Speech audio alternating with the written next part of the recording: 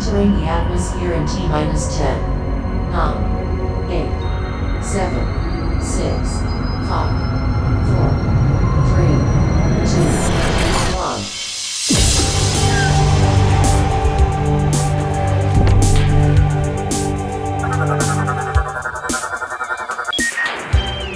Hello everyone and welcome to the Omega Metroid podcast from OmegaMetroid.com. My name is Andy Spiteri, joined by Dakota Lasky, Doom Crossing. What's going on, gentlemen? Dak, how are you? Oh, I'm alright.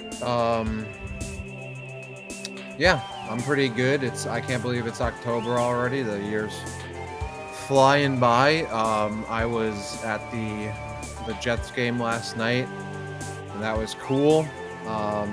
Yeah, I'm shot, man. I mean, I'm glad we had a nice, easy topic here nice light reading. I was gonna say, we're halfway through October too already.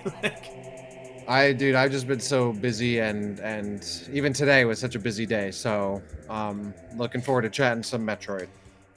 Doom, what's going on? You're at a little festival this weekend. Tell us about it.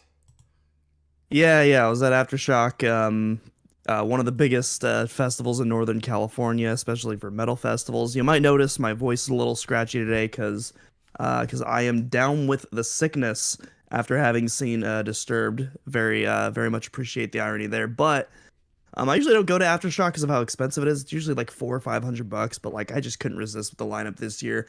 In particular, Body Count, who's been on my bucket list for a while. So super happy I got to see them. And then I also got to get a photo with Ice-T, which just kind of happened to be circumstantial. So that was pretty awesome as well. I did a lot of mosh pit action. Slipknot played my all-time favorite song, which they almost never play live too, because it's the 25th anniversary of their original album. So that was a super fun song to pit to as well. And good weekend all around. Hopefully my voice isn't too discombobulated for everyone. You sound a little bit rough, but I think we'll make it through. I should start off and wish all my fellow Canadians a happy Thanksgiving. I hope that everybody's weekend was awesome, full of turkey, full of friends and family. I had a buttload of food this week. You know what, actually, I had the most Canadian thing on Thursday. I had Thanksgiving poutine, and it was the bomb. It was so awesome. So, shout out to all my fellow Canadians out there. Happy Thanksgiving. I was playing some F-Zero last night. I was playing the 2 new F-Zero games that came out on the Game Boy Advance. And I am just absolutely horrible at F-Zero, I found out. And then I was like, am I really this bad? And I played F-Zero X, and I was a bit better, but I was still pretty bad. It was a very humbling experience, actually. I was playing F-Zero in between chapters of what we'll talk about here today, which is why I bring it up. So, but anybody out there that has NSO and you have the Game Boy Advance portion of that, go at least play a little bit of these F-Zero games so that, by God, we could get a new one released. Maybe, hopefully someday. Because, you know what, they were still a lot of fun, even though I really sucked at them. Have you guys had a chance to play GP Legend or the other one that was released? Yeah, so I haven't played them on NSO yet, but I've played them before. Climax in particular is super awesome because that was a Japanese exclusive for the longest time. And, I just assumed that was never going to be released to us. But, I mean, here it is. And I think it's awesome that, Nintendo is slowly, taking these Japanese exclusive games and, sharing them with the world. And so, something like F-Zero Climax finally getting released for the Vault, I think is fantastic. Yeah, I haven't checked them out myself, but I am planning on it because, like you said, I do want them to make some new F-Zero. So I mean, I don't think my contribution is going to change anything, but it's the thought that counts. I would love to see a modern F-Zero game. So yeah, I'll go and check out those games, especially ones I hadn't had a chance to check out back in the day. Well, I was playing F-Zero as a nice little palate cleanser in between chapters of what we are talking about today. After many months, actually, it feels like it's been a while. Metroid Manga in Review returns. So for the first time since May, we are back, and we are diving right into the next installment of the Samus and Joey manga. This is volume 3. So it's the last official volume that was released. There is another story that comes out after this, as we'll learn about as we talk about this volume today.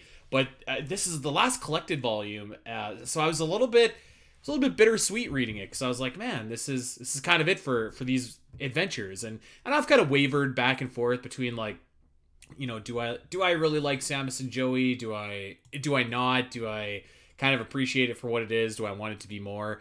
But nevertheless, like, I was a little bit sad that this was kind of the last official volume, even though we do have that other story to get into after this one.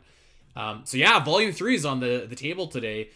Really quickly, without diving into anything specifically here, what did you guys think of volume 3 compared to the other volumes? Because I think this is probably the best one by a wide margin, actually. Oh yeah, like it's not even close for me. Like volume 3, like volume 3 is everything that I wanted this series to be. It's got, those funny fourth wall breaks, it has the incredible artistry. There are so many panels throughout these chapters that, like, you could put on a poster frame and it's like, man, that looks badass right there. Or even some of the cheesy quotes low key kind of go hard. I really dig all that. I love, this kind of weird Saturday morning cartoon vibe combined with, like, all the swearing and stuff like that. It's a weird dichotomy, but I think it really works with, like, the tone and everything here. And yeah, like I said, I feel like volume 3 is just kind of what I always wanted this to be. And after reading through it, I definitely see why this appeals to so many people now. What do you think, Dak? I mean, I'm going to be honest with you. I did not read the second volume, so I don't even remember I can't compare it. And I really kind of barely remember the first volume. So I can't honestly say, like, this is the best one. I don't know. I don't think I had a very, like, come to God moment about this that, like, Doom had, where, like, oh, this is what I wanted it to be. It was just like all of these volumes, there's something on the next page where I'm just like, oh, all right, yeah, sure, whatever. Like, okay, like, this is happening, and this random thing's happening, and I don't know. I mean, it was okay. I feel like I probably like the first volume more. But I really don't know. I read this right before this episode, so like, I don't. So did I. I don't know. So I mean, like, I thought it was okay. I think this one, the first one, very much felt like it had, at least the first volume I read, and maybe I'm off base, but it felt like it had a bit more, like, intent and direction. Like, I kind of knew where the story was going, and this volume to me felt like it was so random. Like, oh, there's a demon planet, and oh, there's Samus robots, and oh, this bounty hunter shows up randomly, and Samus gonna fight them, and it doesn't seem like it has. I think my biggest beef with it is that it doesn't, like, have a definitive ending, because very clearly they're setting up whatever the fourth volume is, or, like, whatever they did beyond this. But I felt like after the trilogy of volumes that they should have had more of a definitive ending, and it didn't have that. Which I guess maybe, I don't know, that's the nature of mangas and, like, these kind of issue-based stories. But I don't know, I thought it was pretty much exactly what I expected. I didn't find it particularly that different than the previous volume that I had read in terms of tone and quality of content. This one, though, I will at least admire its attempts to just throw whatever into the story. Yeah, I don't know. There are also a lot of things where I'm just like, wow, there are like a dozen tropes in Metroid that are just constantly reused over and over again. And I'm reading this story, I'm like, wow, I've seen this before. Or this volume, oh, I've seen this before. I know, like, exactly what you're talking about. I've seen this before. I'm like, oh, was this from this manga and then it was in the games? Or is it, it's like stuff like that. I'm just like, yeah, it was an enjoyable read, but it wasn't. I certainly never had any expectations for this manga, and certainly I wasn't blown away by it. But it was, it was a fun read. And I think that's the thing. Like, after reading the first volume and the second volume, and I'll preface this too, like, I've said pretty much every show that we've done, and I'm going to say it again because people in our comments are always just like, oh, no one has any reading comprehension. It's like, that's not true. It's just like, this format isn't my preferred way to digest, like, a story, right? And because I think it's hard to get that story across. But like, for where my expectations were, I thought that this is probably the best one. And I think that's probably because I've, like, kind of come to grips with what Samus and Joey is, what it's trying to be. But he did bring up a good point about the ending, which I don't want to talk about now, but we'll circle back to that, because I think that was a good point. I think it's fun, and it's meant to be a fun side adventure thing, and that's what it is, you know. And I'm not going to speak to y'all's reading comprehension. I think my reading comprehension skills are pretty strong. I don't know I about mean, you I think guys, they're but usually pretty good. Usually, but yeah, I think it's. I find for whatever reason, there are fans that are very protective of the manga. Like it's very near and dear to them, which is great. And that's, I'm not saying that's a bad thing, but it does make critiquing the manga in certain spots, not tougher, but like you hear about it maybe a bit more. Do you think that's fair? That's fair, yeah. Yeah. I don't even remotely care about other people's thoughts on the on this manga specifically. So Well, if they want to defend it, that's all more power to them. I care about your thoughts, and I care about your thoughts. So I Yes, tell I you care what, about your guys. guys' fault. Those the two people who I care. Sorry, not nobody. Just two people. Yeah, thanks. Well, I'll tell you what. Let's dive in. Let's go chapter by chapter. I made some notes, not a ton of notes for every chapter, but we'll kind of go through here. One thing I noticed, and I don't know when this changed, but I feel like these chapter names have just gotten progressively more like outrageous and long as like the series has went on. Maybe they were always this weird, but it really just sticks out to me. Like the first chapter title, chapter 12, Suspicious Dark Shadows, Different Interiors. It's just like a long chapter name. I don't know why. It just charmed me a little bit. You know, I will say though, before we go into it, and like now that we've done a few of these episodes a bit more, like like Metroid in manga storytelling and like the artwork, and I mean it's obviously very tropey and like ham-fisted, like the writing, but like I would read a proper Metroid manga that had some better writing and was in this format.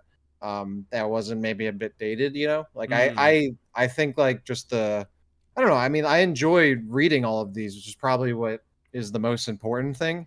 It doesn't like to me like Metroid works really well, like the story, the world, and all this. I mean, it's just a medium. Like I feel like you can make any story work in any kind of medium, really. But in this one in particular, I'm like it speaks well to the strengths of Metroid, and I think if anything, really expands on it and like fleshes it out and makes it more enjoyable beyond what the games provide. It's not just like Hmm. redoing what the games have already done or trying to capture the same spirit of the games, you know. It kind of has a different vibe and whatnot. Obviously there's more characters, more interactions, whatnot. I like that. So I will give it that. I think this and like the other Metroid manga do that well to kind of expand more on the series and give it a bit more character and personality and interaction in it, which is nice. Yeah, I think I agree with that. Um, All right, well, let's hop in here and get started. Before we do, we should also, as always, just give a shout out to our pals over at Metroid Database for one hosting the Samus and Joey comics. So if you want to read them, go over to metroiddatabase.com/comics. They're all right there. They're free. They were fan translations, and they're really, really professionally done. So shout out to the team over at Metroid Database for doing that and hosting that for us to review. That being said, let's jump in. Are you guys ready? Chapter number 12. So picking up pretty close to where the last episode left off. And Dak, just to fill you in, so the last volume, the general story was there was a president who was captured, and Joey's mom was like the medic or the doctor on staff. So she reunited with Joey. They are on this dangerous planet filled with monster penguins, and they like made their breakaway, and Sam or Joey's mom has went her own way, and Joey is still with Samus. I'm pretty sure that's kind of the gist of what happened last time. I went back and looked at the last chapter of volume 2 real quick to see if it like directly felt like if I needed to read it, and I was not picking up anything that was like, oh, this is giving me more info to understand this first chapter of volume 3. So I was like, whatever, I'm just gonna read volume 3, and if I don't understand it, then I don't know, sue me. I think there was like one callback, but I think they even say like when that callback happens, like who this guy is, what he does. That president shows back up.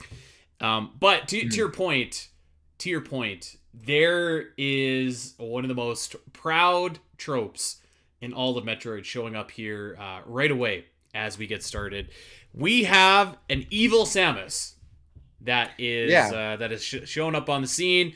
I will say, there's like the first shot of the intro where like Samus is just like strangling someone. I thought that was good stuff. That was an awesome piece of artwork. It did like the shadows. Strangling in Oh. this volume. There are multiple instances of strangling, what I remember, and that is what I looked back in the previous volume to see if I had missed that, because this like imposter Samus just shows up. I'm like, oh, okay, like it's just for that to just show up randomly. Obviously, it leads more into the story later in the volume, but I thought it had been set up prior. It had not been. Nope. So I was like, all right, cool. There's that was like, oh, imposter Samus. I've seen this before. Yeah, indeed. I've seen this before many times. Metroid loves their imposter Samuses. Like they really do. Like there's got to be, I mean, the non-canon ones, like we got to be like 5+ at least. Like it's just, Canon and non-canon. There are way too many imposter Samuses, I think, at this point. I think it's a trope that could use a little bit of a break, but I mean, to be fair, when was this issue written? Maybe there wasn't. This was definitely written after Fusion, after Echoes. Yeah, this was 2004, 2005. I'm pretty sure it was right after Echoes. So like, we've had Fusion, we've had Echoes, and more from that. Yeah, that being said, I don't hate it. I'm kind of like, whatever, let's try this in a different medium. It is kind of cool to see artwork of Samus like mauling civilians a little bit, as gruesome as that sounds. So I thought that the episode kind of started off cool, at least. And I'm a sucker in comics, and this probably goes back to like my Dark Knight Rises kind of or Dark Knight Returns, excuse me, fandom. But like when all like the news reporters are like talking on TV and you see like the story kind of told that way, I like that. I think it works well. I feel like in an advanced society like this, you should be able to tell who somebody is from some kind of like, I don't know, social ID, or I don't know, something. Like she has this like they have all this tech and whatnot. They can't like scan her barcode or something, and they don't know it's not the real Samus. Like I don't know. It also kind of seems like a little sus that Samus is just randomly attacking civilians now after like being the most heralded hero in the universe. But I mean, that was the point. Yeah, that was the shock value of it. It was like, how could Samus do this? It's just everyone's reaction just like, oh my god, that really is Samus doing this, and no one's like, I don't know, has anyone checked in on her ship to see where it is, or like her, like no one did any like, did anyone give her a call, like give her a text, see if that's the real, they're just like, it must be her, we gotta take her in. But I mean, it was very anime.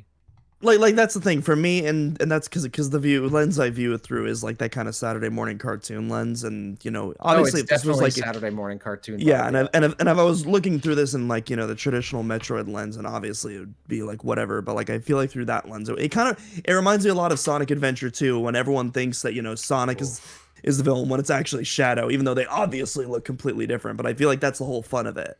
It's just how obvious it is. It's like exactly. It's like Super Mario Sunshine. Where exactly. Shadow Mario exactly. doesn't even have like a face, and they're like, it's Mario. Like, yeah, that's part of the rib there. So it's not a critique. I have a super quick side story here, just because you brought up Sonic and Sega. Like 20 minutes before we started recording here today, I re-downloaded the Sega Genesis app on NSO, and I was playing Zero Wing, the all your base or belong to us game.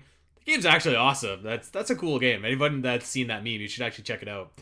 But yeah, I mean, it's certainly a trope that's been done before, but I don't mind it showing up here. Something I do take umbrage with, because I don't understand why they're doing this, is Joey still refers to Samus as a guy. Everybody, and like I'm not quite sure what the end game there is. Like, why? What's the point? Like, why don't, like, we all know that Samus is not a guy.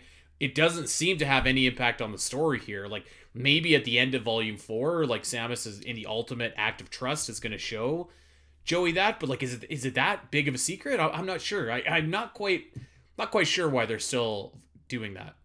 Well, the way it's treated in the manga, because everyone refers to Samus as he, even the news reports refer to her as he, and so it kind of, the way I interpreted that is that it's a very much a secret on what Samus's identity truly is. And most people just see the Various suit, or I guess the power suit by the end of the final chapter. But That's just kind of my own interpretation of that. Well, I would imagine at some point there's going to be a payoff for that, or maybe there is, or maybe if there wasn't, there was intended to be a payoff had this gone on a bit further. yeah, I mean, Mhm. well, there is a volume 4 for this.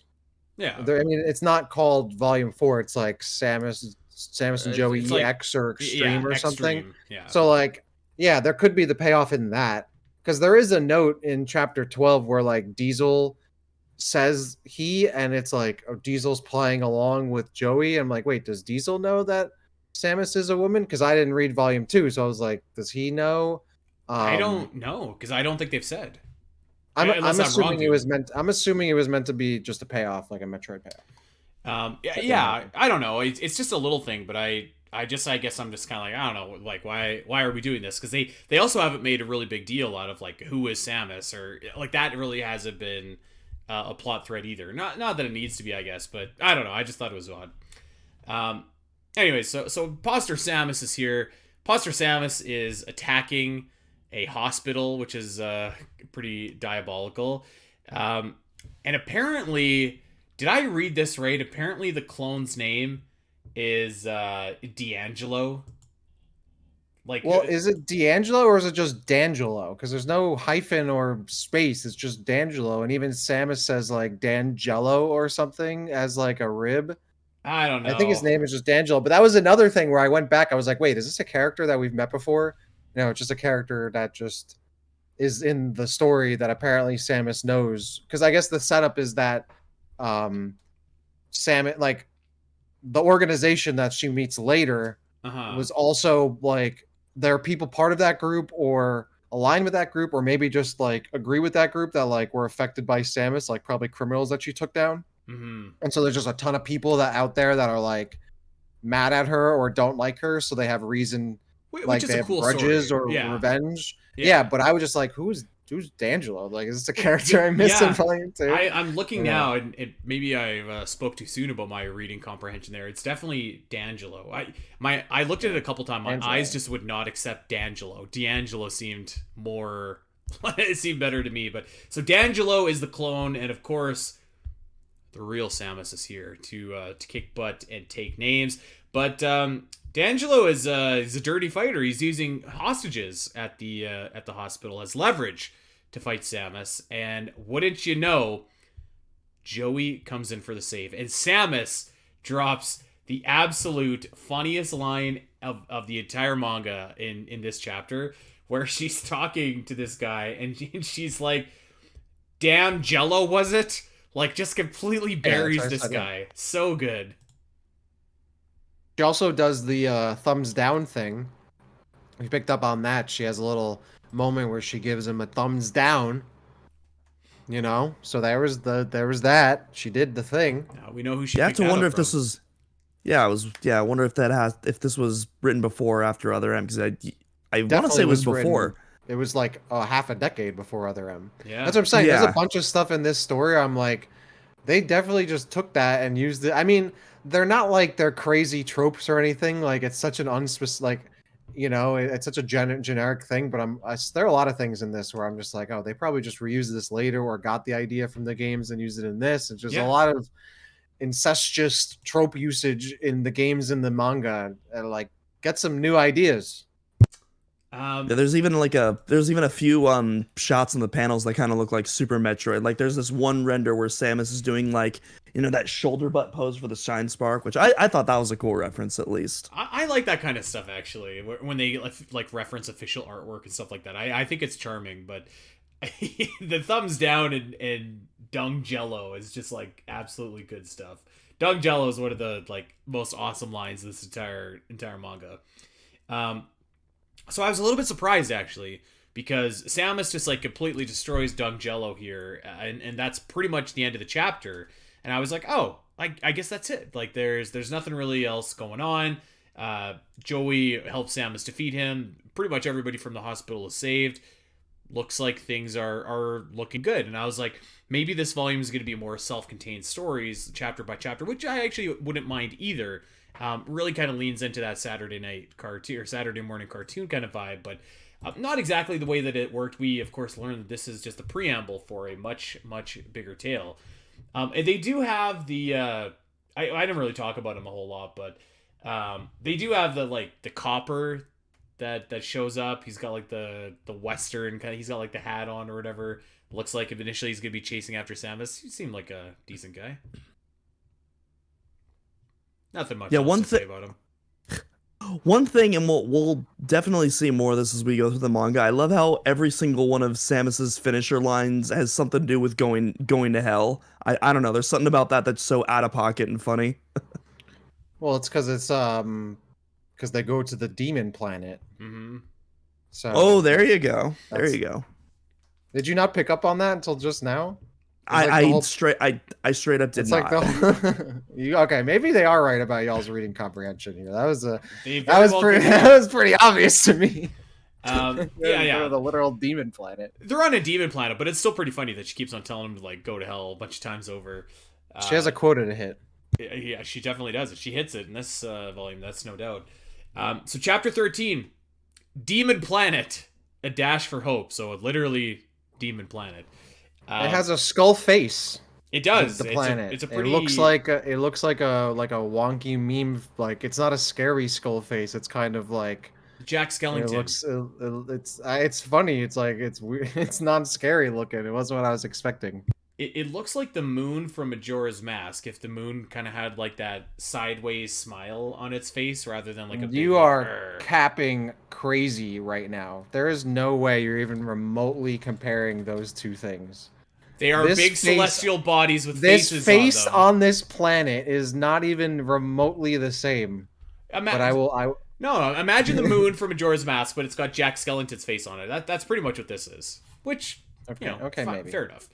Well, pretty much right away, we learn that Diesel and Joey have been captured and sent to this demon planet, and it's a pretty tough scene over here. There's lots of bad stuff going on. Lots of experiments, lots of prisoners, lots of hostages. Tough planet to be on.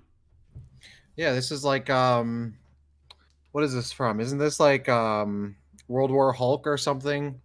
Where they bring everybody to the planet, and I mean, this is another common trope of like, here's a prison planet, and we're taking people from all over the galaxy and putting them in here. So I was like, oh hey, this is cool. I've seen this before. And then it was kind of like Hunger Gamesy or like Maze Runner-y when they make them run out into the desert or whatever after like spinning.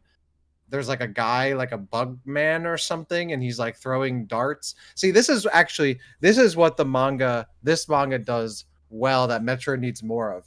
These weird character designs and these weird characters that are not humans or Chozo, and sometimes you need a floating pug man, sometimes you need a big bug dart throwing guy running the prison. I think Metroid needs more of that. It takes itself too seriously sometimes. Even like Diesel, I think looks really really cool. But you're right. I love this section actually because they're basically they've got like a whole slew of prisoners. And they're like playing Wheel of Fortune with this bug. They're spinning a wheel, and whatever the bug lands on, that's the group that's getting called up to be the next group of experiments. And this is good stuff too, because like there's an everybody goes free line on the Wheel of Fortune wheel there, and the bug hits it, and the guy's like, no, we're not doing that. I thought that was great. Good classic heel stuff. It was even specifically the dart like grows legs and is like a bug or a mosquito and moves over. I was like, that was cool. I like that. I thought that was so good. But of course the bug like can't let everybody go free. So he moves over to the White Aces line on the Wheel of Fortune, and it is not so fortuitous for Diesel, who's just like, that's me, and Joey's like, oh, that sucks for you, buddy. And then he looks at his hand, he's like, oh, damn, that's me too. So you know that our guys had to be part of that experiment pretty quickly. And they are, as you say, they are released into the desert and basically told, like, run for your lives. And, in about 10 minutes, something is coming after you to chase you. And the bad guys actually end up going back on their word. And they're like, I was bored. I'm releasing the whatever's in 3 minutes or 5 minutes or whatever it was, which I also thought was good stuff. There's something just about like a good despicable bad guy, Like that is like that's like peak Cobra right there. That's what I mean with the Saturday morning cartoon stuff, and it's just like I feel like this manga just totally delivers on that. You know, I will say before we move on, I want to bring this up before I forget. But one thing, I think I've struggled with Samus and Joey over the 3 volumes is like the tone of the series. Sometimes it can be like a nice cartoony Saturday morning kind of a vibe, and other times it's like this really heavy, lots of swearing kind of a kind of presentation. And sometimes I think it works, but sometimes I think they clash. And I'm not saying that necessarily right here it clashes, but it's something that I wrote down and something I noticed kind of consistently throughout the volumes. Am I alone in this, or are you guys on the same page? Know if I necessarily agree with that, but I can definitely see why some people could be turned off by that. I feel like it's funny because the swearing is so like over the top and out of pocket. And so I feel like it's because of that while like yeah, it's still so tonally like divergent from each other, it's still like completely over the top that I feel like it somehow still matches, kind of that same vibe even though they should not work together. That's how I interpret it. At I think least. that's kind of like the point though, right? Is it's supposed to be mixing like the crazy stuff that Samus is doing with there's Joey running around and doing his kid shenanigans and putting those two things like I don't think they clash. I mean, if they do clash, like that's almost like the intent. It's meant to mix those two things and have them be stark contrast to each other because it is ridiculous that Joey is even involved in the first place. And even Samus continues to say that in the very last chapters of this volume. She's like, why is this kid still here? Like, I think that's kind of the intent of it is that it's supposed to be like Joey, like you get Joey's perspective and the tone, and he's not really supposed to be there, and that's why it clashes with Samus going around and blowing stuff up and murdering things. Mm-hmm. And that's I think the appeal of the story, because you can't just do like a strictly kids safe tone, because I think that just kind of takes away the appeal of Metroid. And if you just do the serious tone, we already have that. So I wouldn't say they clash, or if they do, like that's a positive thing. I like that you gotta go from like Joey's antics and then the very next page like an alien getting like literally ripped in half. Like that's what makes this unique and makes it interesting to me. Otherwise it would just be another Metroid manga. And like, fair enough. I think I agree with you guys. It doesn't always hit for me. Like particularly when Joey is the one that's like dropping like S bombs or like, you know what I mean, like that kind of stuff. I have no problem with like the heavy themes, but I don't know. Sometimes it's a weird clash. I feel like. That's the good part, I think, is when Hey. when they start to mix and Joey starts to lean into the other tone a bit more, and the other side of it kind of gets maybe a bit more slapsticky and whatnot. And I like that stuff. I feel like the more we talk about it, the more I maybe enjoy this volume. I don't know. Okay. Yeah, honestly, if anything, I feel like I swore more as a kid than I do nowadays, but I don't know. Oh, that's that is the reverse for me. Maybe it isn't actually. I don't know. So Joey's group is released into the desert now, and there's these 2 little kids that Joey's trying to mentor and reassure. I have a drinking game for you. Take a shot every time anyone utters the word hope for the rest of this chapter. Brother, you ain't walking out of this podcast alive. Dang, did they ever like? There's hope. We have hope. There's no hope. I was like, holy cow, I get it. Like, we would still hope here. And I think they do this actually in a really nice way later in the volume, but this one was a bit heavy-handed. I mean, again, not that we're expecting much, but I was just like, holy Toledo, that's a lot of like saying, yes, we have hope. Yeah, but it's worth it because we get to that panel where it's Samus with like the lens flare and and the cloak, and then it just says hope, and it's like, oh hey, this is the shot. This is it. It's the shot. So that was, I think it's worth it for that. It probably is actually, because you're right. This is, I think, the shot that everybody thinks about when they think of Samus and Joey. And to be honest, this shot of Samus in her cloak is far more famous than probably Samus and Joey as a whole. Like this is become an iconic shot. There's lots of colorized versions, digitized versions, artwork of this shot. It truly is an awesome look for Samus, just having that cloak and being on like this desert planet. It looks like Arachnis from Dune. Like it looks just like very, very cool. So it is a great shot, and they do say hope in the panel as well, which is cool. But I thought that this it was funny, but yeah, this is probably the best. I mean, probably the most iconic piece of Metroid manga panel like there is, right? I think I would agree with that. Absolutely. I think it's between that and then like that one Ridley meme from like Yeah. the Zero Mission Metroid prequel Like manga. Yeah. yeah, 2 thumbs up. I think this is I think it's funnier actually that this comes from Samus and Joey and not like the proper Metroid manga, like that's more serious. Like, because I think they get conflated. Like when people see this, like, oh, it's from the Metroid manga, but people rarely specify that it's actually from Samus and Joey. So which makes it even better Yeah. than if it was in the more serious one. Just a very, very cool look, and I wouldn't be upset if maybe we saw like an officially rendered version of this, even as like a bonus, like piece of concept artwork one day. I think that'd be cool. It'd be like a little wink and nod to those who know, like the diehard. I should be able to get this as like I should be able to put the cloak on in game, and it shouldn't have any stat buffs or anything. I should be able to just put it on cosmetically. Yep. 100% agree. Metroid Prime 4, baby. So I thought that the rest of this chapter was really cool. It's a lot of action, but man, Samus comes to play. She is rescuing. And so by the way, what the bad guys are releasing is like 1 million of those Samus robots. They're testing them out and trying to build new weapons and stuff like that. And Samus comes in. Hoo-hoo! She drops power bombs. She is shine sparking, which I thought was awesome. She whips out the screw attack. I was like, oh, this is awesome. The action I thought looked great. The panels look great. This was good stuff. Good stuff. I like that they're not. Go ahead, Doom. I was just gonna say real quick. One thing I like is once you get to the very end of Volume 3, you actually get some concept art with some notes from the artist that drew everything, which I thought was like a really cool insight onto their process. But they also like take notes that aren't really mentioned in the manga, and particularly for these drones.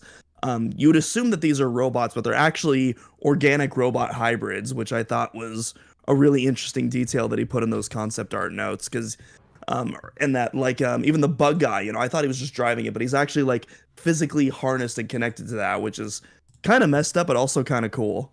You do though when she fights later the Integra thing. And she kills it like the last one, and it explodes. You do get to see its innards, and you see its spine and rib cage and whatnot. So you do get a little bit of a hint that they are not just robots. But I was gonna say that it's funny that Samus is not the only one who also likes to put her face on things. Like the Samus tanks, they don't need to have Samus on them. They could just be tanks, right? Like the Samus drones, like they could just be like they just look like Samus really for no reason. I mean, I get the reason is because they're trying to make the Ultimate Warrior mumbo jumbo, but like that's the thing about this.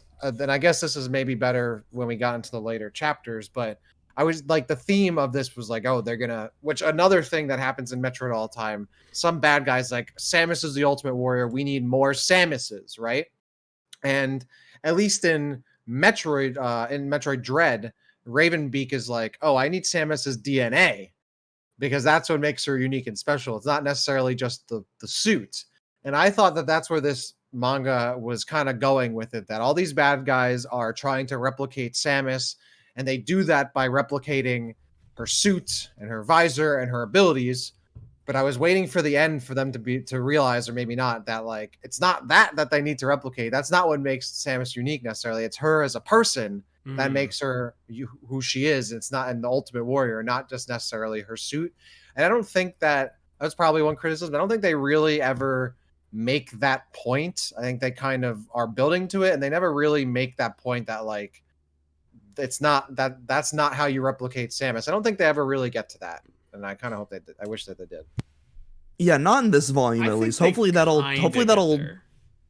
sort of. Yeah, maybe that will change once we do like EX, but yeah. At the end of this, they're mostly like, oh, it's hope and what's inside of you that counts, which is similar to what I'm getting at, but it's not one-to-one of like the bad guy is not realizing that Samus is who she is because of like her person and not her armor. You can't replicate Samus just by building a suit of armor that looks like her and has her abilities, right? Yeah. I felt like that could have been a more definitive like through thread of that message at the end, and it doesn't really pay off as much as I wish it did. I think that's fair. I think they halfway get there a little bit, but they don't go all the way. And maybe they will in the next volume, but I can understand that. Really quickly. Yeah, though, and on it. Oh, sorry, Doom. Go ahead.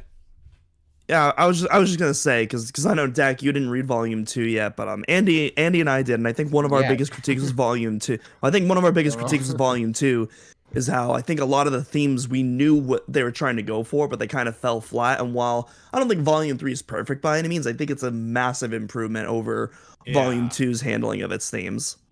Yeah, I would agree with that. One other thing I wanted to say, that this made me chuckle when I read it last night, but. Doom, you were referring to the little director's notes or whatever that are at the end, and the Integra robot. I don't know why this made me laugh, but there's a line where it's like, Integra is a robot that is 2 parts biological and nearly 8 parts mechanical. And I don't know why, but it just kind of got me, because I was like, nearly. So is he like 9.5 parts out of 10? Like, what's going on? I never even caught that, but yeah, that's. All right. Let's go over to chapter number 14. An invincible warrior appears. So Samus is not done yet. She's defeated everything that was chasing Joey and Diesel. However, she is like, you know what? I'm taking the fight to this whoever these mystery people are that are trying to track me down. So Samus goes into the weapons facility. Basically destroys, basically wanting to destroy everything. She tells Joey and Diesel, like, just for the love of God, get on the ship, man. Just get on the ship. And of course they don't listen, which I thought was kind of great. And then we get the big return of Uton, was he from chapter 1 or volume 1 or volume 2? I don't remember.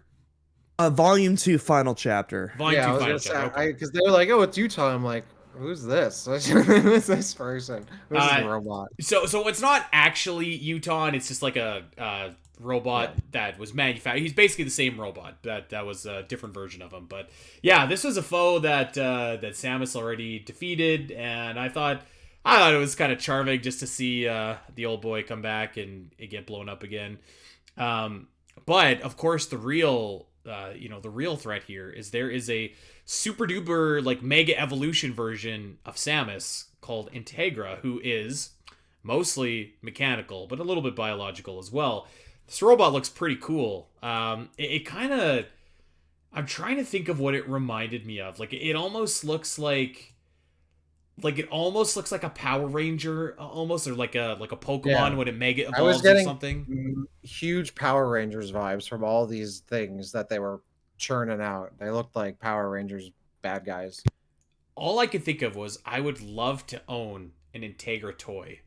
Like, that looks made to be on, like, in Toys R Us or something like that for parents watching the cartoon to buy. That totally is what. And like the cloak version of Samus, and like I could picture all the Samus and Joey toys in Toys R Us, which again I thought was charming. But yeah, so we got a pretty rockin' fight here between Integra and Samus, and I think that there's like a fine line with manga between like having too much exposition, which can be dry, and then having too many fight scenes kind of in a row, which can be a little bit hard to follow because there's no color. But I thought that this fight, or this chapter, and volume as a whole, really toed that line really well. Most of this chapter is just like a big brawl between Samus and Integra, and there's a lot of cool artwork, a lot of stuff going on. I'm not even going to try and recap most of it, but I was digging this. Yeah, there's this one really cool panel right here where they're doing almost like this Dragon Ball Z like power level fight with their beams, and it's like it's right here on the bottom of page 19. It looks so awesome. This whole chapter was Dragon Ball tropes. They have Samus literally going Super Saiyan, like literally in the chapter. They're reading her power levels, and they also do that thing where like, oh, we're fighting this individual and collecting data like real time off of the fight somehow. And I'm like, someone watch some Dragon Ball Z before writing this, because it was just one Dragon Ball trope after another in this chapter. I'm like, the power reeling thing, and then the classic like, we're getting all the data we need with every punch she throws. I'm like, get out of here with this. Hey, that's good So stuff. funny. Come on. Yeah, no, I was digging it, man.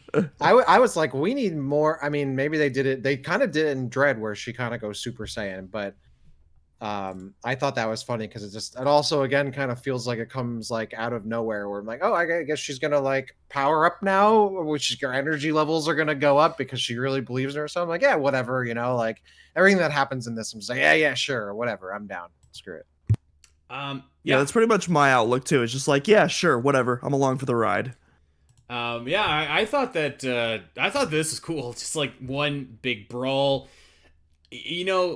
One thing. And by the way, also Samus is just delivering like these ice cold lines during this fight, which I think is awesome. Like, just like completely running down Integra and just I don't know. I thought Samus.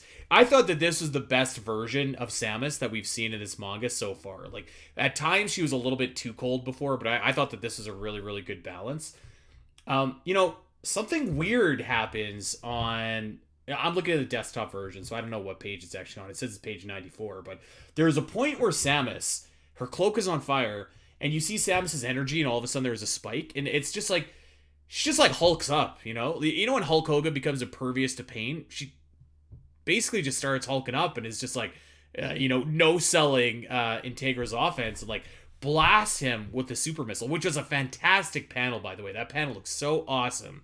But yeah, I was just like, okay, cool. I don't really know what. Maybe you guys can help me out, but I was just like, I'm not really sure what happened, but maybe she was in hyper mode or something. But I like the end result where her just blasting Integra right in the face with the super missile.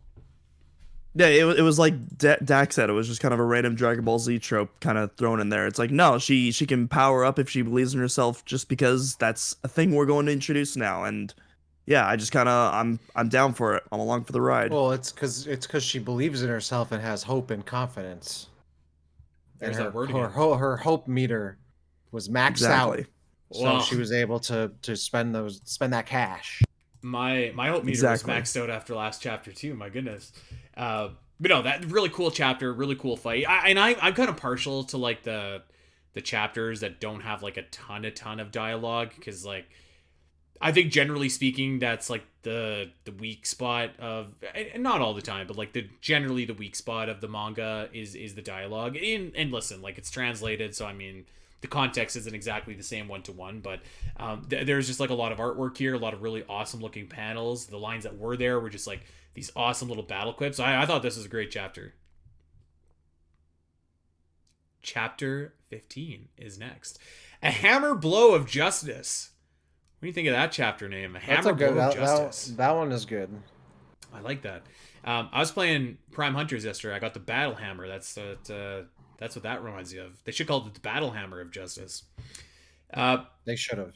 So, Samus reveals the group that's so basically there's this big secret organization that is manufacturing wars across the galaxy to sell weapons to, which are they manufacturing wars, or are they just supplying they're starting the wars. The arms to because he had that whole speech, the bad guy Giovanni or whatever with the visor, and he's like, we're the ones, the people they need to have war. They're it's in their nature to fight, so we provide them. They need us. And I might have missed where they said that they specifically also start wars themselves, but I mean that's not out of the realm of possibility. So this guy is such a Metal Gear villain, and I freaking love it. Yes. Okay, hold on. I want to get back to that, but he after the guy escapes the planet, this is a little bit later in the book, he says like we're going to start some wars to recoup the cost of the base. Oh yeah, you're right. Yes, I remember. I completely agree. I was like multiple times reading this, I was like, this is like some Hideo Kojima stuff, like the weird dialogue and the weird things, and like the weird speeches about hope and everything. Like this is what I would see in like Metal Gear Solid Delta, which is great.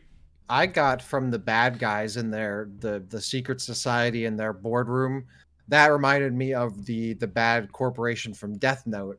If you remember that, if you've if you haven't seen Death Note, I've never you seen should. it. But there's like later in the story, there's like a corporation that like ends up. Well, I don't want to say spoilers, but like ends up in a position of power, and they're essentially just in a boardroom, like just like this, like looking over at monitors and making these evil bad guy decisions. Yeah. I was like, Death Note.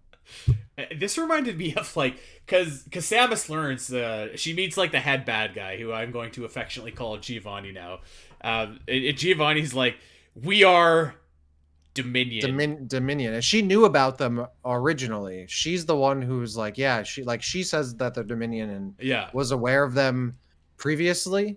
I don't know if she knew the name, but she definitely knew of their existence for sure. Isn't she the one who says the name? Pretty sure that she's the one. She's like, she very well could be. I mean, I think they might also say it too. I don't know. It reminded me of name. like when a wrestling stable gets together and they have to like say their name for the first time to like in a way that sounds natural, and they're like, we are the Shield of Justice, we are the Shield. And I was like, okay, I love it. Dominion, like basically the intergalactic court of owls. Like I think it's great. I can't see who said it first though, because I think you're right. They sell war. Naturally, they are merchants of death, and their organization is called the Dominion. Yeah. You're right. So she's aware of them already. Yeah. That's why she sticks around, because she knows what they're about. And she needs to do something about it. Yeah, that's right. Correct me if I'm wrong. Doom, this is probably a question for you. So we get a little flashback here. So Joey sees this like megaton nuclear missile, and is like, "Oh, this is a similar missile to the one that my dad and I saw when I was adventuring with him." Is this the first time that we saw Joey's dad, or did we see him in Volume 1 in the flashback? I cannot remember now. I cannot remember for the life of me either. I honestly, I probably should have looked that up before we started the episode, but yeah, I can't remember that. I probably should have looked it up too. I didn't remember off the top of my head, but maybe I'll try and take a quick peek since I got it up here anyways. But I thought that was kind of cool to like bring back his dad. I'm gonna say no, we didn't, because he was being raised by his grandpa in the first volume before he went away, and then we didn't meet his mom until Volume 2. So yeah, I do believe the comments are totally gonna rag on me if I'm wrong, but I do believe this is the first time we've seen his dad. You know what I will say about this chapter is that so my understanding is that they're on this planet, they're in the base, the bad guys like float up in their ship or whatever, and then they they self-destruct the base because the Samus is there, and they're like, oh, now we got to build another base or something, which seems a bit short-sighted to me. In my opinion, they didn't have a backup or multiple bases. I mean, they had like a whole planet. They had one base on this whole planet, but also the base survives a little bit. I don't know, but Samus comes out of the cloud of smoke in her ship with the missile on top of the ship, and I was like, we need this in Metroid Prime 4. This was awesome. I want this in the games. That was cool. I loved that shot. Before we even get there, actually, we should also mention, so Samus is fighting like multiple Integras now, and it looks, I mean, it's like Smith versus Neo. Like it looks awesome. The artwork is awesome. I thought that again, this was a fantastic like action chapter. Lots of action going on here, and she does defeat all the Integras and confronts Dominion. They have this awesome weapon where like I can't remember what they say. Something like, we're gonna rip your atoms apart or whatever. They get her like hooked up to this death machine.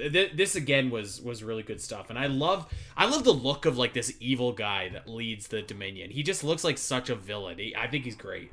Why did they not? Okay, not to jump ahead, but they have Samus like kind of captured here. Like they have her kind of pinned down, and then later there's the body snatcher guy who takes over Joey's body or whatever. Mm-hmm. Why didn't they just take over Samus right here? Like, why didn't the body snatcher guy just show up and like in her brain? Like, because they're playing 5D. Yeah, they're playing 5D chess stack. That's why you just don't understand. The complex I saw that I was like, I feel like they've had Samus captured a couple times now. They could have just kind of just body snatched her right then and there, right? And then they wouldn't have to make all these robots. They would have Sam. I don't know. Yeah, I'm not running the secret evil corporation. I'm just saying The answer to that's- that is the same reason why the space pirates turned Samus into a giant ball instead of like dismembering her. Well, in that makes Federation Force. sense. That makes sense to me. That does Because make sense. that is them, they're ribbing her. They're like, oh, look at this, what do we make Samus do? Like, it's, you know, like, it's their revenge. That's a good boss battle. Okay.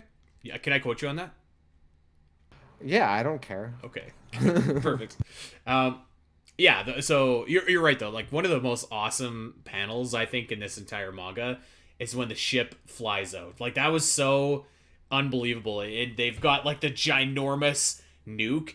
So just to back up a little bit here, they're nuking their base because Samus and Joey are there. They're like, you know what, this is a worthwhile expense in order to get rid of Samus, and they're right. It would have been if, I believe it's Diesel that calls over the ship earlier. It's either Diesel or Joey, but they get out of there before the nuclear reactor of the base goes off, and they have the missile, and like Samus just drops the most awesome line. The only place you're going is straight to hell. So awesome. Back with the hell lines. I love it. And even then, you didn't pick up on this because there's the demon planet. Just thought it was a cool line. Yeah, I was Crazy. I was invested in it, man. Crazy. I will Well, say to be fair, also, to be fair, the first time she dropped the line was before the demon planet was even introduced. To be fair, that's I guess that's fair. I think also, if I remember correctly, when the missile comes out, it starts like spinning or something. Like, it looks like a drill almost. I was like, Gurren Lagann. Mm-hmm. That's what I was thinking right there when I saw that. It looks awesome. This is like, I think, like, I don't know what it is, if it's like the artwork or just like the situations or the planet that they're in, but like the artwork I felt like was just like extremely on point. Not that it hasn't been the last couple issues, of course, but like there's just like some amazing artwork here. Like the shadowing, I thought in particular on Samus in her suit a lot of times looked really, really great. But yeah, this shot, man, of the missile and it emerging from the clouds, good stuff. But this is just and then the following shot when you see the explosion too on page 29 over here, like, also looks killer. yeah. And then with another really cool caption, in that case, we'll fight you everywhere. So awesome. You know what else we got to shout out here too is there's a panel of Joey and Diesel on the ship after that, and there's just like those little notes where they're just like, Joey, a little burnt from the explosion, which I think is just like a funny, nice little touch. Little roasted Joey. I love char that. on him. I can just picture like Mary and Pippin after they launched that firework of Gandalf's. Like, that's good stuff. And you're right, actually, again here, Doom. Samus, just a couple pages over, is like, take it with you to hell, which is amazing. Is there lots of hell. even like, I mean, when I first started, because this was so Dragon Ball-y, I was almost under the impression at one point that they were actual demons. That's what I was anticipating going to happen, and then it didn't. They're just like, they just call them demons because they're bad guys. But they live on Skull Planet. So I was like, oh, maybe they're like actual demons, like, you know, in Dragon Ball, where like demons just like exist like in the world or whatever. So I was like, does the concept of hell exist in the world of Metroid? Like, is there heaven and hell? Like, where does that come from? That's why I thought that they might actually be demons, but they're just bad people. I was like, I wonder where that does God and Jesus exist in Metroid? Because there's a heaven and hell, you know? Like, I don't know. That body snatcher, to be fair, is pretty demonic. Maybe Yes, and then the body snatcher. Well, the body snatcher doesn't really look like that though. It looks like something else eventually. But the first form of the body snatcher is very demony, and even D'Angelo, he also is kind of demony looking. So that's why I was like, oh, they're gonna be like they're going literal Dragon Ball, but they didn't. It was just a figure of speech. I think it's like some interstellar stuff, because like the gods in the Metroid universe maybe are like the Chozo who have ascended into like 4D, you know? Yeah, I don't know. Maybe. But then she wins, right? Like, she wins in this chapter and defeats the Giovanni and whatnot, and yay. It was a cool chapter. She drops the bomb on them. They get out of there, but the Dominion is like, the fight's just beginning. Which I was like, At this point, I was hooked in a little bit. I was like, okay, we have a cool organization we're fighting. We got some cool villains tied to it. I'm feeling it. And I have to admit, like when I started this, I was like, okay, like how long is this going to take me to read? Like how many, like can I blitz through this in an hour? And by this point, I was really looking for. I was like, okay, like I want this to keep going. And I almost read version 4 or volume 4 after we were done. But See, I was into it. I had the different reaction when she won. I was like, oh, all right, it's over. She did it. It's done with. And then they're like, oh, all right, the story's gonna keep going. I'm like, oh, okay, because I thought chapter 16 was gonna be like the epilogue of like the whole thing, and then Joey's gonna go home, and Samus is gonna go off into a next mission, and that would be that. And then like a whole other story starts again. I'm like, oh, all right, whatever, sure. Hey, I loved it. And actually, you know what? So let's jump to chapter 16 here. A chopper approaches. A trap begins to close. A great chapter title. Just a great chapter title. Or the chopper approaches. I'm sorry. But to your point that you said earlier, Dak, I think that this is where the Metroid manga like excels the most. Is when you're seeing places like what's this place called? Jazzdam, which is like a big Galactic Federation city that you would never see in the games, and it's like it's a that's place stuff of I would commerce. want to see in the games to like make it feel like it's not just like an ambiguous thing out there. Like, this is the stuff I like. Where like this is an actual place, and they have real meetings here, and these are the real people that actually run it. An organization, exactly. I really think this is where like the Metroid manga like is at its best. Is when you're in places like this where you just don't get to them in the game because like there's no reason for you to be there in the game. So I thought that this was really cool. It again, I mean, futuristic sci-fi trope or whatever, but it definitely gave me like episode 1 vibes, which in the best possible way. Like what's the city that all the Jedi live in? Whatever it is, it looks like Coruscant. Coruscant, yeah. Good stuff. Yeah, so I like this because I was talking about this earlier. So she shows up. They also have like they're in this big like massive like room, and like Samus and Joey are sitting on like a 2-person couch in the middle of this room. Mm-hmm. This was what I liked about this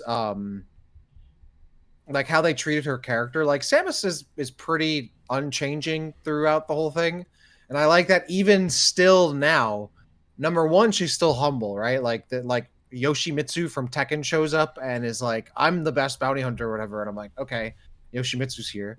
And Samus is like, "I don't care if you want to call yourself rank 1. Like, I literally do not care at all. Call yourself rank 1 all you want." And then is also still like, "Why is this kid here?" And I'm like, why is Joey in this meeting right now? Like, I love that she's unchanging in those parts, because she eventually does have a good character growth moment, I think, later in this chapter and the last one. But it's still like she's still humble. She's still like all business, which is what I like about Samus. She's all business, and she's still like ribbing. She's like, why is this kid still following me around? It's been like 3 volumes and like 30 chapters. He doesn't need to be here. Get rid of him. I think that she's getting a little bit softer to Joey. I think she does. She does. Well, she's getting softer, but she still has the same demeanor towards him. It's not until either later in this chapter. Oh yeah, when I think it's either this chapter or later chapter where he is like stuck underneath like a log or something, and he uses the power knuckle, right? The power knuckle or whatever it's called that he has to defend himself. And Samus is like, see, Joey's a battle-hardened warrior just like me. Like, she co-signs him right there, which she hadn't done. And I was like, that's a cool little moment there. And that's a good end of series thing where she's like, she's not gonna be like, oh yeah, Joey, you're the best, but she like, she respects him now, and he has a place which she believed he didn't. So we'll get there. I like that. We'll get to that. Because I thought that was a real strong point as well. Tell me if you guys kind of got this vibe. So, and by the way, actually, before we even get there, this is where you are reunited with the sick president from Volume 2 that Joey's mom was attending. So he is back, and he's the reason why Joey's on this like war council to fight the Dominion. So I kind of like that as well. A nice little callback. Okay, good pickup there. Yeah. But you're right. So there's a new bounty hunter that's on the scene. And his name is why would you say this? Zagan or Zegan? Zegan? Chopper Zegan. It was Yoshimitsu. He looks kind of hammerhead Literally, sharky. literally looks like Yoshimitsu from Tekken and Soul Calibur. Looks cool. Looks very cool. And I really dig the like kind of almost John Wick style like kind of situation here where it's like there's like the legendary bounty hunter or the legendary assassin. There's all these other up and comers that want to chase after, take that title away from Samus, even if she doesn't want it. I don't know. I kind of was a little bit charmed there. It reminded me of John Wick 2 when Common goes and fights John in like the subway and stuff. I thought that was great. Yeah, I like this. I just wish it had happened much earlier in the story and not the second to last chapter of the third volume. I was like, why is there a new story starting? Like, we're in the epilogue. Why is there something new happening? But that was beyond me. So Zagan he's kind of like a dork. Like he's kind of a geek a little bit. He's woefully like no match for Samus, and they end up having a fight. So it actually Zagan gets hired by the Dominion. He gets hired by the Body Snatcher to go. Well, and first Samus he loses out. the fight, and then he gets hired because because they fight a little bit, or they do, or maybe they don't. They just kind of have No, like they don't a fight. stare off. Yeah. Yeah, you're right. You're right. They just kind of have they have a battle of wit and words, is what I meant. But then these even that he people show up. loses. Yeah. Yeah, but he loses that. Yeah. Yeah, so he's he's kind of a dork. I actually have to say, like he was such kind of a lovable loser that I was hoping that we might see like a face turn from him. Like maybe he'd be like, yeah, these Dominion guys are evil. I'm gonna team up with Samus. But alas, that was not to be. He was chopping down buildings and going after Joey, which I feel like crosses the line a little bit. Once you do that, you gotta be put down. Cool fight though. Really Now, if great anything, this guy reminds me of Bandit Keith from Yu-Gi-Oh! And just kind of his old personality and very one note, like I need to beat you, and that's my entire personality. Like, Yeah, which I feel like if you're like a bounty hunter, like I'm with Samus, like literally, what do you care? Like just get paid, Like even if you're the number 2 hunter, like Yeah. because then he goes and he's like, I want big jobs like Samus. And I was like, yeah, you get that bag, bro. You get that bag. I guess there's two trains of thought. Like you can either take the easy route, which is eliminating the top bounty hunter, or you could just do the hard road and you could work yourself up and build yourself up. And all these people that go after John Wick and after like Samus, it's like, why do you think these people are like the number one in their profession? I was gonna say, definitely taking out the top guy is not the easy option. That's the hard option, is taking out the top. Okay, top well, guy it sounds easy. It's a shortcut if simpler. you could do it. Yes, simpler. Yes, simpler. Yeah, that's a better way to put it. But I'm just like, brother, what are you doing? Like, why would you even want to do? Why would you want to put yourself in that spot? And to be fair, the Dominion, the evil organization, they know that this poor guy has no chance. All they really are after is a sample of Samus's power suit, which, to be fair, Zegan gives them. He slices off her little arm cannon, a little part of her arm cannon, and Samus is incredibly boneheaded here, and she just like leaves it. I don't know why, but yeah. Especially just coming from a planet where everybody is trying to steal her stuff and remake her stuff, you would think that she would be a little more, conscious of leaving stuff around. But again, I also feel like, why don't they just brainwash Samus? Why are they going through all this trouble? I mean, I guess it's easier said than done. I don't know, but you're right to your point earlier. This is where Samus finally kind of gives Joey some validation and kind of relies on Joey a little bit in the battle to deflect that shot that Zagan needs has him at that point, because she's gonna take the shot herself because she can't move. So she's in a situation where she needs Joey. Yeah, and Joey pulls through. Yeah, he does. He holds his weight, and I thought it was a great moment. I love the panel before him where it actually shows the behind shot of him actually making the strike, and you have like all these kanji characters coming out. It totally looks like an episode of JoJo with like the Stan icons and all that. Good stuff, man. So Samus finishes him off with the classic Ice Beam Super Missile combo. I will say I do love how this like Samus and Joey shows Samus using like all of her like weapons and stuff like that. It's so simple, but it charms me every time. Does she use the ice beam before this? Because I feel like she doesn't, and because when I read this, I was like, wait, why has she not been using the ice beam this whole time? Well, I would be using that literally against almost everybody. It's broken in this like story. That is a good question. Do you remember, dude? Not at the top of my head, no. I was like, okay, what's up with that? But I will say, and I think I mentioned this the first time that we did this when we read volume 1, is I love how the manga makes the super missile like the most like destructive thing. Like in the games, it's like, oh, you got a bunch of these, like they're obviously stronger than missiles, but you got like, you got a bunch of them. Whereas like one super missile from Samus is like the most devastating thing, and I like that. I like how they give it. They really build it up a lot. It's good. Yeah, I love, like, pretty much any time I see her abilities, but the super missile looks awesome. I thought the shine spark looked great from the chapter earlier. Yeah, cool stuff. So yeah, and in peak anime fashion, she also has to announce every single attack she's doing as she's doing it, which I also love. You have to. Again, just good stuff. Have to call your moves out. That's right. Yeah. If I had cool moves, I'd be calling them out. I mean, 100%. You play hockey, you take a shot right before you shoot. You're like top right, bingo. There it goes. All right, so Samus does indeed defeat Zagan. Although, like I said, I don't know what she was thinking, but she left that little piece of her arm cannon there. There's like a little slice that was chopped off, and she even says something along the lines of like, "This is far more than just a suit. It's part of my DNA, part of me." So a second skin. Yeah, a second skin. Says. Yeah.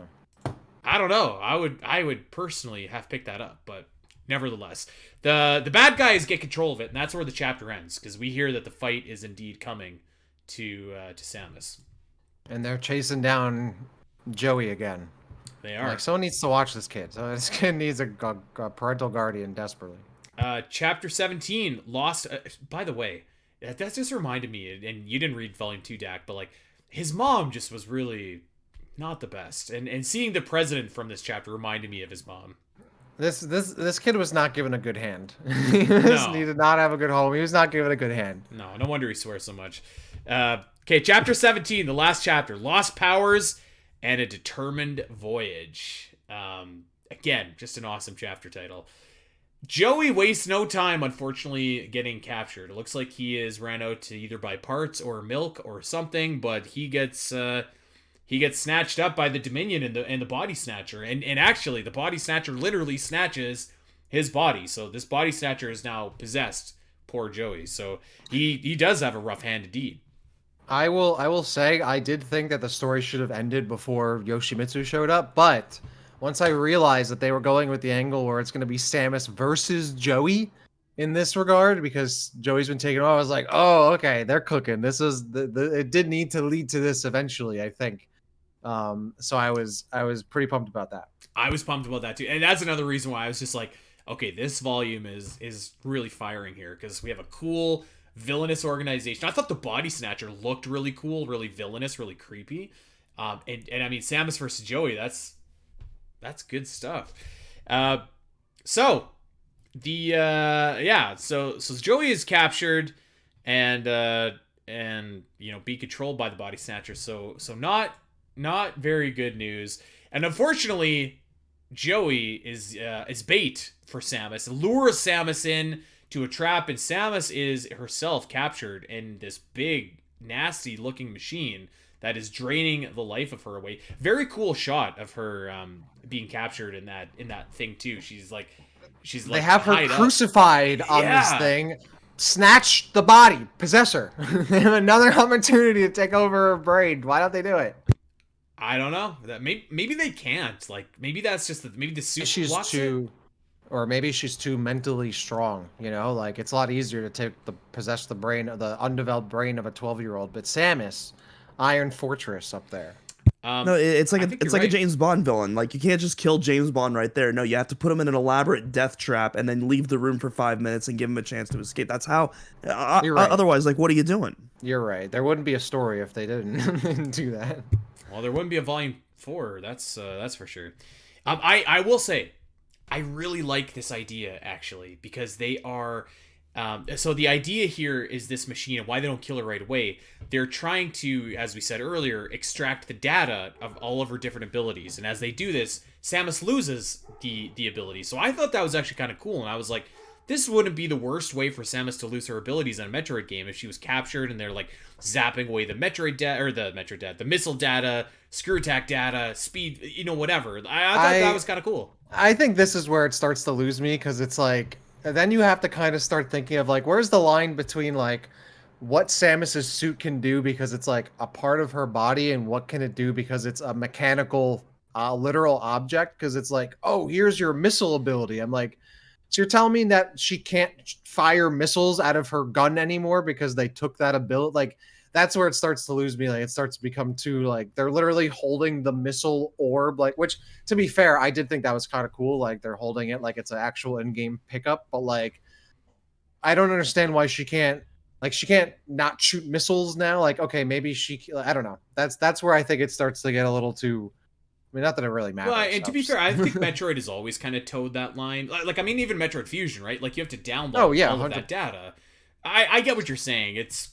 That's different though, because it's not like she had to download the missile ability. She had to download like the diffusion missiles. Like, that's like downloading a new blueprint for a different kind of like weapon. Like, it's not like she downloaded the ability to fire her gun. That's a little different. Even so, there's like some original ability. Like, correct me if I'm wrong, I believe the bombs are one of the downloadable abilities in Fusion. So there's still even some of those original ones that are in download form. Yep, that's true. That's fair. That's fair. I don't know. I kind of like the idea though that like it's fun and silly. Of all the ways we've seen Samus lose her abilities, this isn't the worst. This is definitely not the worst. I think it was kind of cool that at least had some purpose and intent behind it. It was kind of like when the Ink stole her abilities, which I always thought was the best way that they did that. Yeah. But yeah, so basically they steal all of Samus's abilities, and these body snatchers, they don't play around. They're just like, we're gonna have Joey literally push the button that's gonna end your life.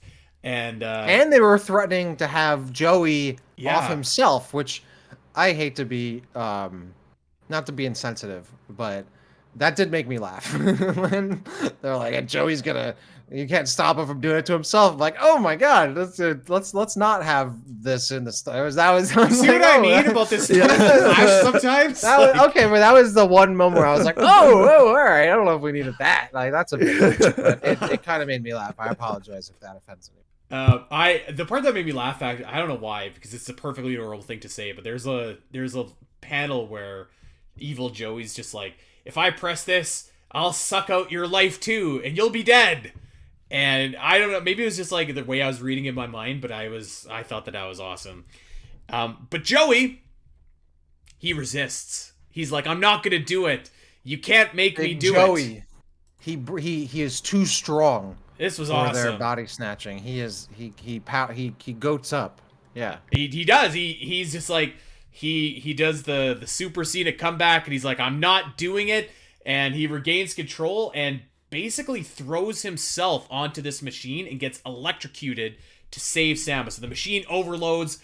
This was awesome. This is great. I loved this. Have any of you guys watched the 90s Spider-Man cartoon?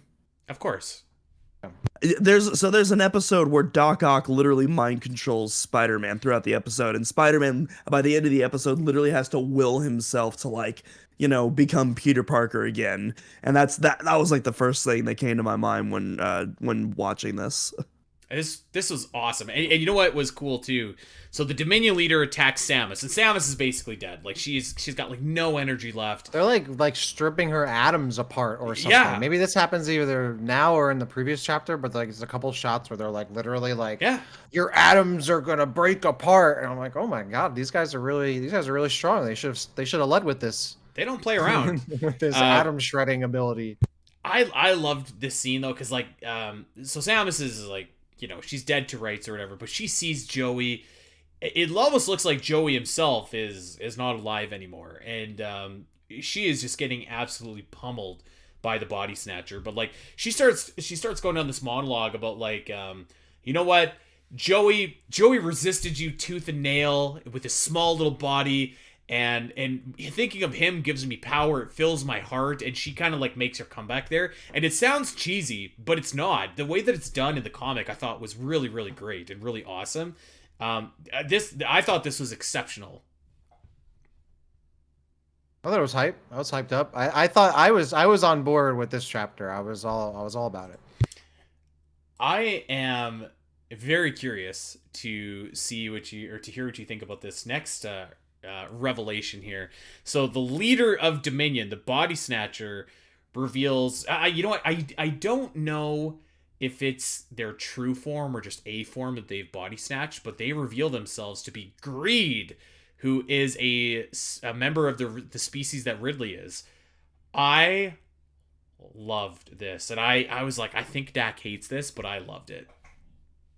Like I said, I mean, well, I don't hate it because there's nothing in this to like care about enough to hate. I was like, oh, the story should end here. Like, let's wrap this up. And then Ridley shows up. I'm like, oh my god, it's Ridley. And then that was like for a split second. I was like, oh wait, this is Greed. Yeah, I mean, okay, sure. It's another one of those things that happens in the story. I'm like, yeah, what? I mean, why not? Why not have another Ridley called Greed? Like, what? You know, let's have 10 Ridleys. Like, who cares? You know, like this is where if you're gonna do stuff like this is where you're gonna do it, right? I would like to keep this stuff away from the games, but for this, I'm like, yeah, whatever, man. Like, sure, it's another Ridley and whatever. I would love to have another like Ridley species, and I would love it. Doom, what'd you think about this? Yeah, pretty much everything that Dak just said, and I think I'm with you too, Andy. I'm not like I wouldn't mind the Ridley species. More so just the Body Snatcher transforming into the Ridley. I feel like is the goofy part. Kind of gives me other M vibes with the whole like evolution stuff and whatnot. So. Mm-hmm. I have to say it, man. I loved it too. And you know what? I skipped over a really touching scene as well, where Samus is holding like a battered and beaten Joey. It kind of reminds me of that famous shot of Batman holding up Robin after the Death in the Family saga. But Joey's still alive, and Samus is like, you thought you were baggage, you were a fine partner. And I thought that was great as well. Like a nice little coming full circle from, you know, the arc that started with the first volume to kind of now where Samus is accepting of Joey, which I thought was great.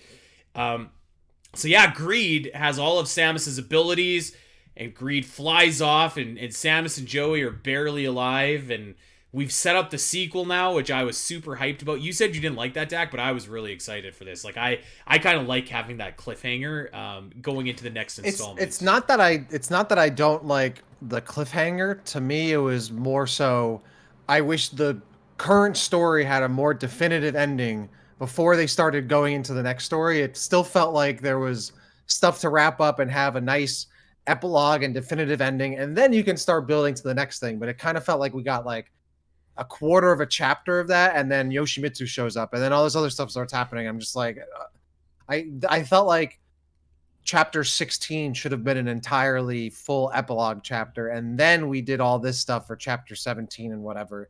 That's how I would have done it, you know. I don't mind. I mean, again, it's the nature of this kind of like serialized story. They're always going to be leading you to the next thing. That's what gets you to buy the next issue. So I understand that. And it kind of sets up this like, you know, like space trotting. Like I gotta go chase him down and get all my powers back, and that's a fun setup, right? I just kind of wish there was a more definitive, harder ending before we jumped into that stuff. Fair enough. I don't know. I was pretty hyped. I legitimately almost started reading the next like version or volume rather of Samus and Joey, which I've never done after we've finished a Metroid manga. Doom, what were your thoughts about the ending here? I can definitely see Dak's point of view on that for sure. How's your voice doing over there? I'm surviving. But yeah, overall, like I really enjoyed the setup. I can't wait to read volume 4, EX, whatever it's called. Pretty much, yeah. Yeah, well, you know, one final thing I want to bring up before we sign off for this episode So Samus and Joey are going to chase Greed and retrieve all the abilities and stuff like that. And I thought this was so sweet.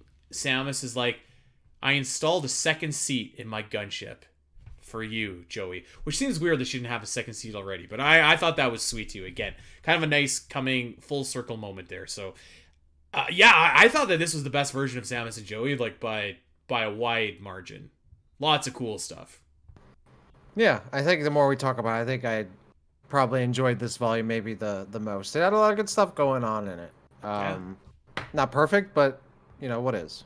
Yeah, and I mean, like, again, I don't know how much of that is like kind of adjusting expectations now that we've had like a sample size to consume.